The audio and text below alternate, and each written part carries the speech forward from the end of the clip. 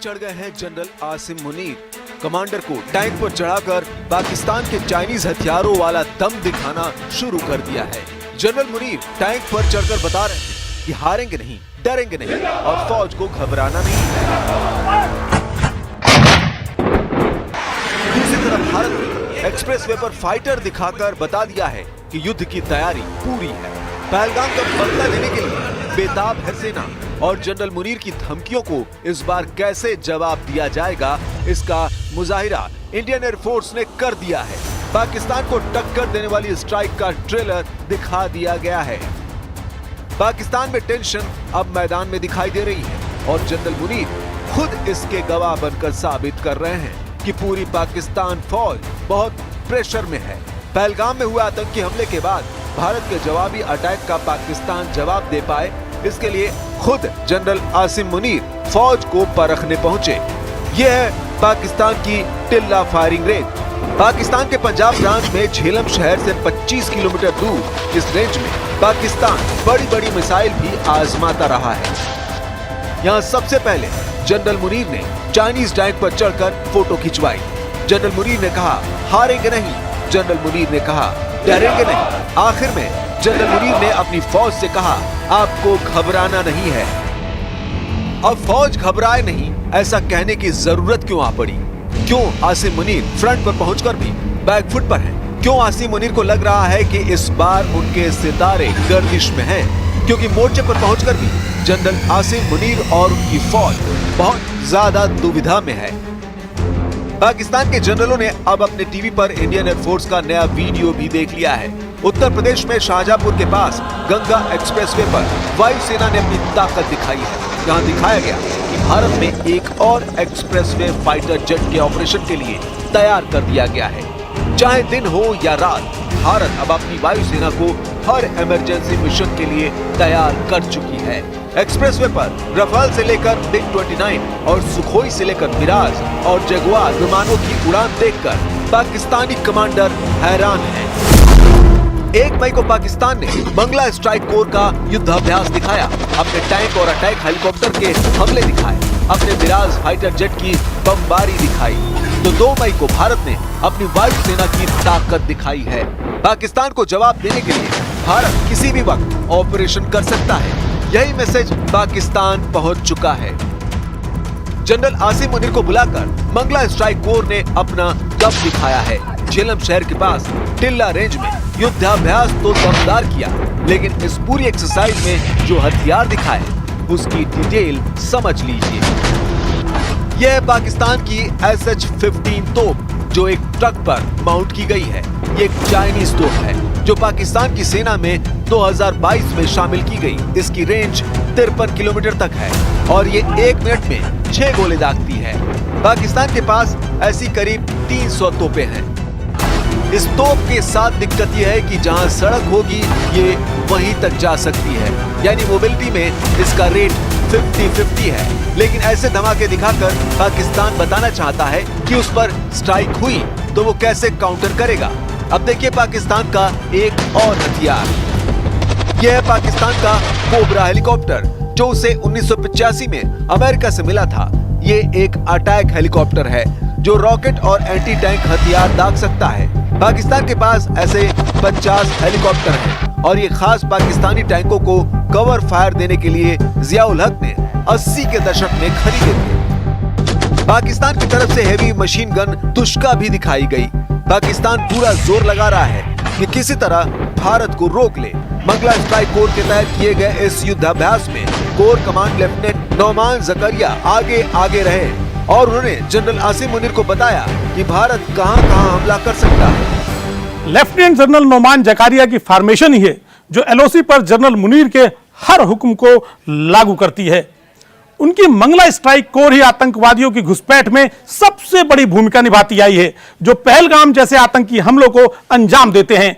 इस वक्त POK में जितने भी लॉन्च पैड हैं वो लेफ्टिनेंट जनरल नौमान जकारिया की लीडरशिप में ही चल रहे हैं। मंगला कोर के युद्धाभ्यास के बाद पाकिस्तान को भारत ने किस तरह जवाब दिया है, इसकी पूरी डिटेल समझने के लिए चलते हैं उत्तर प्रदेश के शाहजहांपुर, जहां गंगा एक्सप्रेसवे पर कौन-कौन आया और उसका मैसेज कहां-कहां पहुंचा। यह है भारत का सबसे खतरनाक फाइटर जेट रफाल। यह है भारत का सबसे भरोसेमंद fighter jet Sukhoi 30 MKI।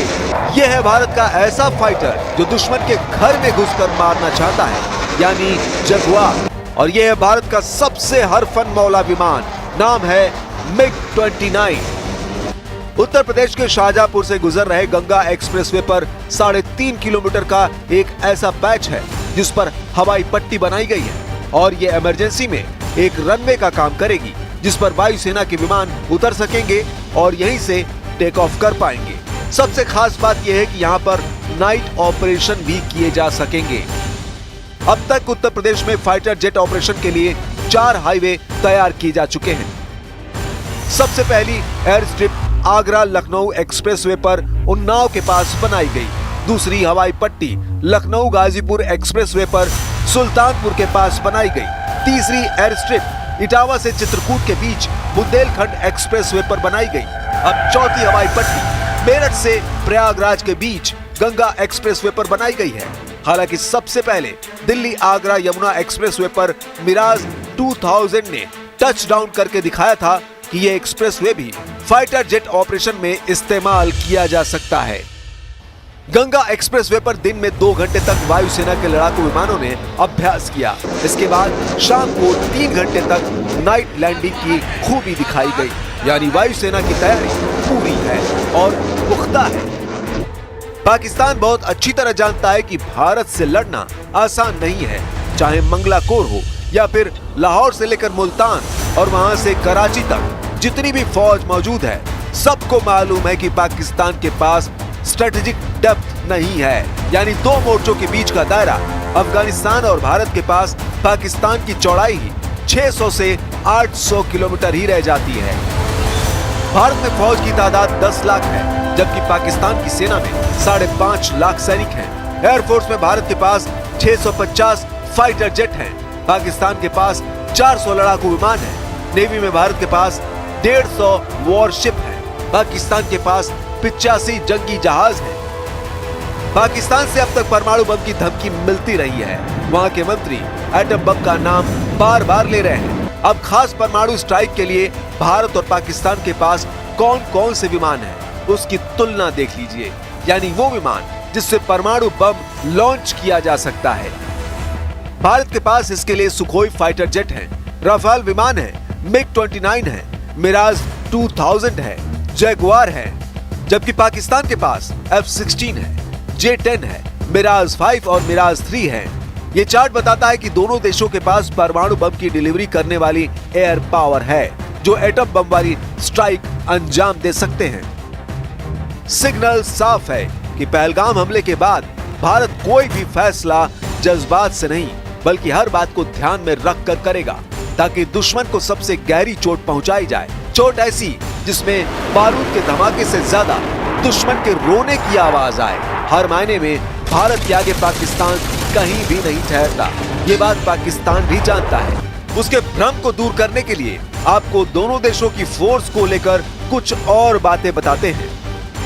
Bharat के पास सबसे बेहतर फाइटर जेट राफेल और सुखोई 30 MKI है। पाकिस्तान के पास सबसे बेहतर जेट F-16 और चीन से लिया गया J-10 है। भारत के पास 3700 से ज्यादा बैटल टैंक हैं। पाकिस्तान के पास 2500 से ज्यादा बैटल टैंक हैं। इनमें भारत की सबसे बेहतर टैंक T-90 है, जबकि पाकिस्तान का VT-4 है, जो उसने चीन से लिया है। पाकिस्तान की टैंक पावर सबसे ज्यादा उत्तर भारत की तरफ ही मौजूद है। यहाँ लाहौर के 100 किलोमीटर उत्तर में गुजरावाला में वो टैंक डिवीजन तैनात है जो मंगला स्ट्राइक कोर के तहत आती है, यानी यहाँ भी लेफ्टिनेंट जनरल नौमान जकरिया का हुक्म चलता है। गुजरावाला में पाकिस्तान के आसपास के जो इलाके हैं, वहाँ 1965 और 1971 में बहुत ही खतरनाक टैंक युद्ध हुए, इसलिए नौमान जकरिया ने इस वक्त अपने तहत आने वाली पूरी टैंक फोर्स को एक्टिव किया हुआ है। हालांकि पाकिस्तान को भारत फिर चौंकाएगा, इसकी गारंटी पूरी है। यही वजह है कि जमीन के बाद आसमान या फिर समंदर, किस तरफ से पाकिस्तान को जवाब मिलेगा, ये सवाल जनरल आसिम मुनीर और उनके तमाम कमांडरों के लिए बहुत बड़ी पहेली बना हुआ है। भारत की एयर पावर को देखकर गुजरावाला और सियालकोट में एयर डिफेंस अलर्ट पर है। कराची में भी पाकिस्तान ने फाइटर जेट के दुश्मन मिसाइल सिस्टम को चौकन्ना कर दिया है। जनरल मुनीर के कमांडरों को यकीन है कि हमला होगा, जरूर होगा। पाकिस्तान के पास 3 तरह के एयर डिफेंस सिस्टम हैं जो चीन से लिए गए हैं। पहला है FM-90 जिसकी रेंज 15 किलोमीटर तक है। दूसरा है HQ-16, इसकी रेंज 70 किलोमीटर तक है।